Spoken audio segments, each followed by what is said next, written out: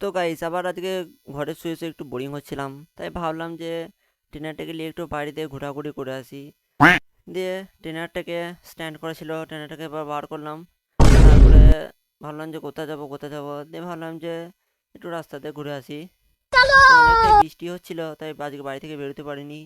তা হাঁসছে না বাঁধাচ্ছে না মুরগিছে না দেখতে দেখতে রাস্তাতে যাচ্ছিলাম, তা করতে করতে দেখলাম যে আজকে আমাদের গ্রামে ছোটোখাটো হাট। বাইগান। মনেই ছিল না যে হাটে সেরকম কিছু দেখতে পেলাম না। দিয়ে বাড়ি চলে এলাম। रोम रोम भाइयों। দিয়ে এদিকে ওদিক তাকাতে তাকাতে চলে এলাম বাড়ি। দিয়ে বাড়িতে এসে ভাবলাম কী করবো, একটু শুয়ে থাকি। ভাবলাম যে না, গোসল টোসল করতে হবে, একটু বাড়িতে ঘুরে আসি। যে দেখলাম যে গাছে কেমন কি লঙ্কা ধরেছে, দেখতেই পাচ্ছ কেমন লঙ্কা। তা করতে করতে পাশে কয়েকটা ভুট্টা গাছ ছিল, দিয়ে দেখলাম যে কি ভুট্টা ধরেছে নাকি, তারপরে দেখছি ও বাবা একটা ধরেছে, এটা বড় হোক তারপর খাওয়া যাবে। তারপরে পাশে দেখবো অনেকগুলো ভুট্টা গাছ আছে, তারপরে ওই দূরে একটা পেঁপে গাছ। তা করতে বাইগান। করতে ভাবলাম যে এবার যাই গোসল করতে। গাছটাকে দেখে ও বাবা, এখানে আবার মুরগিদের মিটিং করতে বসেছে, মানে বড় সড়ো মিটিং হচ্ছে।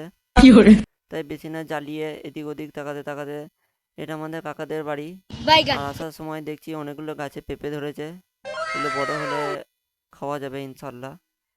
তারপরে ভাবলাম যে একটু গোসল টোসল করতে হবে, তো বেশি না দেরি করে চট করে গিয়ে ফট করে গাটা ধুয়ে চলে এলাম। দিয়ে গাটা ধুয়ে এসে আমার অবস্থাটা দেখতেই পাচ্ছ।